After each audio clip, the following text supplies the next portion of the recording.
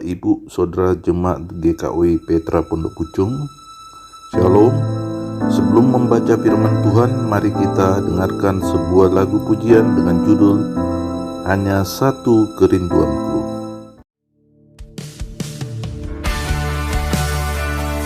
Hanya satu kerinduan kami, Tuhan Yesus, untuk menjadi sempurna seperti-Mu. Entah sampai kapan hari hidupku,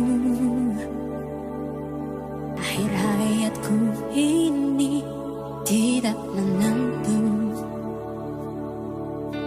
Namun yang pasti, perjalanan hidup ini berakhir di suatu saat nanti. Sebelum hari akhir hidupku tiba, sebelum semua kesempatan tiada, ku kan berjuang dalam pertandingan iman, mengakhiri dengan kemenangan. Hanya satu kerinduanku, sempurna seperti Bapakku, sesuai rancangan semula, serupa dengan Tuhan Yesus. Tujuan imanku berkenan di hadapan Bapa.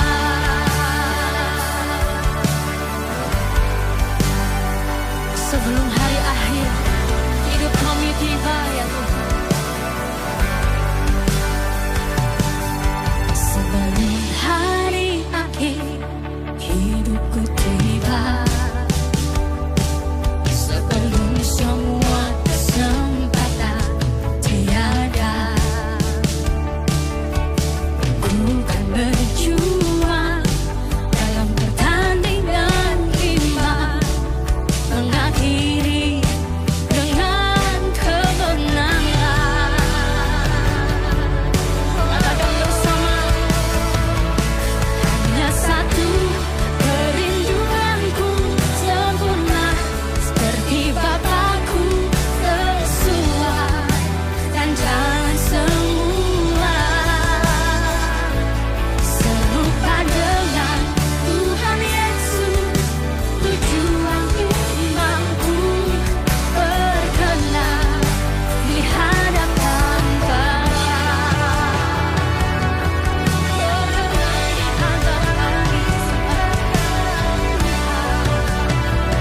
Menjadi sempurna seperti Tuhan Yesus.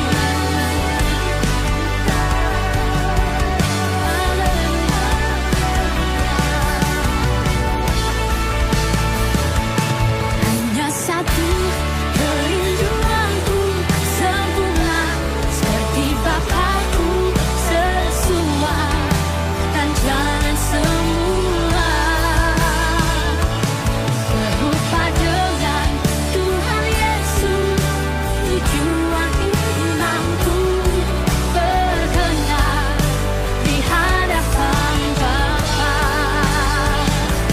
Hanya satu kerinduanku, sempurna seperti Bapakku, sesuai rancangan semula, serupa dengan Tuhan Yesus. Tujuan imanku berkenan di hadapan Bapa.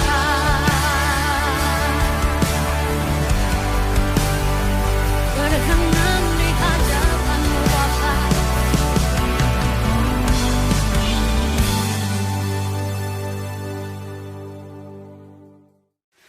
Shalom, selamat malam. Kita bertemu lagi dalam malam doa dan pujian tanggal 23 November 2021. Sebelum kita mulai ibadah ini, mari kita bersatu dalam doa. Kembali kami mengucap syukur kepada-Mu Bapa, karena kami boleh melakukan ibadah malam doa dan pujian pada hari ini. Kiranya Tuhan hadir di tengah-tengah kami dalam ibadah kami ini.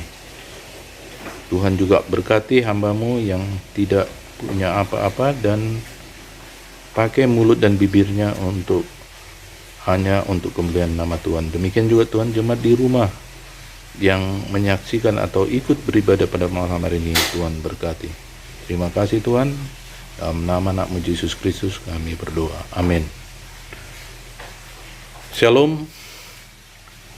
Selamat malam. Kami diberi tema doa Kornelius dari Kisah 10 ayat 2 sampai 6, ayat 9, ayat 31 dan 44. Ayat 2 sampai 6, 9, 31, 44. Ia saleh, ia serta seisi rumahnya takut akan Allah, dan ia memberi banyak sedekah kepada umat Yahudi dan senantiasa berdoa kepada Allah. Dalam suatu penglihatan kira-kira jam 3 petang, jelas tampak kepadanya seorang malaikat Allah masuk ke rumahnya dan berkata kepadanya, Kornelius. Ia menatap malaikat itu dengan takut. Ia berkata, ada apa Tuhan? Jawab malaikat itu, semua doamu dan sedekahmu telah naik ke hadirat Allah, dan Allah mengingat engkau. Dan sekarang suruhlah beberapa orang ke Yope untuk menjemput seorang yang bernama Simon yang disebut Petrus. Ia menumpang di rumah seorang penyamak kulit yang bernama Simon yang tinggal di tepi laut. Keesokan harinya ketiga orang itu berada dalam perjalanan dan sudah dekat kota Yope, kira-kira pukul 12 tengah hari, naiklah Petrus ke atas rumah untuk berdoa. Dan ia berkata, Kornelius, doamu telah didengarkan Allah dan sedekahmu telah didengarkan di hadapannya. Ayat 44, ketika Petrus sedang berkata demikian, turunlah Roh Kudus ke atas semua orang yang mendengarkan pemberitaan itu. Sedemikian jauh pemberitaan firman Tuhan. Yang berbahagia adalah orang yang mendengar, membaca, dan melakukan firman Tuhan dalam kehidupannya sehari-hari. Terpujilah Tuhan, haleluya. Doa adalah kita berkomunikasi dengan Tuhan, berbicara dengan Tuhan. Ternyata Kornelius adalah seorang yang bukan Yahudi, tapi dia rajin berdoa dan dia banyak beri sedekah kepada orang miskin. Oleh karena itulah Kornelius, jawaban doanya diberi suatu penglihatan mengenai para malaikat yang memberitahukan kepadanya kemana ia harus pergi supaya ia dapat mengenal Allah. Dan atas penglihatan itu, orang itu menjumpai Petrus sedang berdoa di atas rumah dan membawanya ke Kaisera dari kota Yope. Jadi Kornelius, dia rajin berdoa, dia saleh, dia memberi banyak bantuan kepada orang-orang miskin. Tapi ternyata itu tidak cukup. Dia harus beriman. Melalui penglihatan bertemu malaikat, dia harus menjumpai Petrus yang sedang ada di kota Yope. Maka diutus oleh Korneliuslah 3 orang ke kota Yope untuk membawa Petrus ke kota Kaisera di mana Kornelius tinggal. Dan inilah yang kita harus camkan, bahwa kita tidak harus hanya saleh, rajin beribadah, rajin berdoa, tapi kita harus beriman kepada Tuhan Yesus. Oleh karena itulah Kornelius yang saleh, rajin berdoa dan membantu orang-orang miskin, rajin bersedekah, oleh penglihatan malaikat disuruh untuk berjumpa dengan Petrus. Dan Petrus datang ke kota Kaisera, maka sujudlah Kornelius di hadapan Petrus. Pertanyaannya, apakah doa Kornelius dijawab Tuhan? Mari kita baca dari Kisah Rasul 10 ayat 31, dan berkata, Kornelius, doamu telah didengarkan Allah dan sedekahmu telah diingatkan di hadapannya. Jadi doanya dijawab Tuhan. Jadi Petrus bercerita tentang Yesus Kristus kepada Cornelius dan seisi rumahnya, atau memberitakan Injil dan Roh Kudus bekerja sehingga isi rumahnya menerima pemberitaan Injil itu atau berita keselamatan itu sehingga mereka bertobat. Jadi kita tidak hanya saleh, rajin berdoa, tapi kita harus mempunyai iman percaya kepada Yesus Kristus sehingga kita diselamatkan oleh Tuhan Yesus Juru Selamat kita itu. Ibrani 11 ayat 6 memberi Ibrani 11 ayat 6 dapat kita baca. Ibrani 11 ayat 6.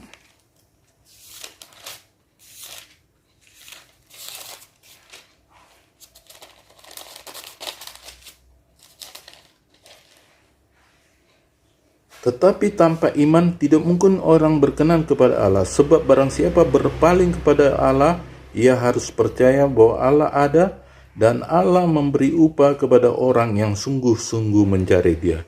Jadi Allah memberi upah kepada orang yang sungguh-sungguh mencari Dia. Dan Cornelius menerima upah itu. Bagaimana dengan kita? Apakah kita sudah menerima upah? Apabila kita Tuhan akan memberi upah bagi kita yang sungguh-sungguh mencari Dia. Jawabannya demikian. Mengapa Cornelius terpilih? Firman Tuhan mengemukakan alasannya melalui perkataan malaikat itu. Semua doamu, sedekahmu telah naik ke hadirat Allah mengingat engkau. Di sini kita dapat ketahui bahwa Cornelius selain saleh dan baik hati adalah manusia pemberi. Jadi Cornelius terpilih. Tapi dia harus mempunyai iman. Oleh karena itulah dia oleh malaikat disuruh untuk menjumpai Petrus, dan itu dilaksanakan. Sehingga selain dia hidup saleh, manusia pemberi, rajin berdoa, dia juga mempunyai iman kepada Tuhan Yesus Kristus. Jadi meneladani Cornelius, mari kita menjadi manusia pemberi. Mungkin kita berdalih tidak mempunyai kekayaan atau harta yang untuk dibagi, tapi sesungguhnya kita tidak hanya membagi harta, melainkan jika kita tidak punya harta, kita bisa memberikan doa, senyuman, kata-kata penghiburan dan dorongan bagi saudara seiman kita ataupun semua orang yang kita jumpai, sehingga kita memberi dampak. Mudah bukan? Sekarang kita tahu bahwa bisa melakukan satu hal yang perlu kita ingat selalu, memberi adalah melakukan dengan ketulusan hati, sebab memberi dengan motivasi tersembunyi bukan ciri manusia pemberi yang asli. Jadi dari Cornelius yang bisa kita tiru satu adalah dia saleh, dia rajin berdoa, dia pemberi atau dermawan, dan dia betul-betul percaya kepada Kristus melalui iman percayanya yang disampaikan oleh penginjil atau berita kesukaan pemberita kesukaan Rasul Petrus, yakni dia mengimani iman percaya kepada Tuhan Yesus sehingga seisi rumahnya bertobat. Kiranya renungan sederhana ini menginspirasi kita agar kita seperti Cornelius yang rajin berdoa, dermawan, dan hidup saleh, dan mengimani kehidupan Kristus. Tuhan Yesus memberkati kita semua. Mari kita bersatu dalam doa. Kembali kami mengucap syukur Tuhan atas renungan sederhana yang kami dengarkan, agar kami seperti Cornelius yang hidup saleh, dermawan, rajin berdoa, dan juga mengimani iman percaya kepada Kristus, sehingga kami Tuhan boleh layak doanya didengarkan seperti Cornelius. Terima kasih Tuhan. Nah, doa kami di dalam nama anak-Mu Yesus Kristus kami telah berdoa. Amin. Mari kita meresponi firman-Nya dengan lagu pujian memperkenankan hati Tuhan. Ku tak mau hidup percuma, tiada hasilnya. Tolong ku ya Tuhan, gunakan tiap waktu menyenangkan hati Tuhan. Inilah doaku, asal Tuhan kuatkan, ku mau setia selalu. Ku tak mau hidup percuma, tiada hasilnya. Tolong ku ya Tuhan, gunakan tiap waktu menyenangkan hati Tuhan. Inilah doaku, asal Tuhan kuatkan, ku mau setia selalu. Mari kita lanjutkan dengan doa pribadi masing-masing sesuai dengan daftar pokok doa yang sudah dibagikan, diakhiri dengan doa yang diajarkan oleh Tuhan Yesus.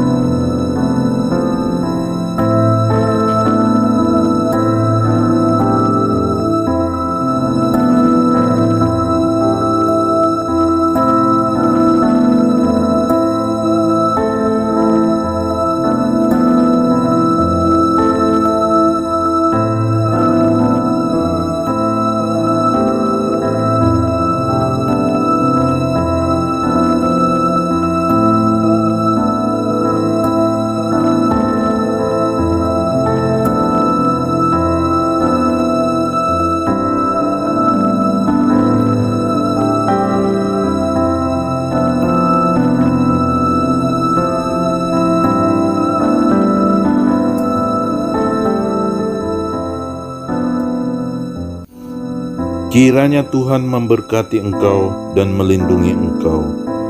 Tuhan menyinari engkau dengan wajah-Nya dan memberi engkau kasih karunia dan damai sejahtera. Amin.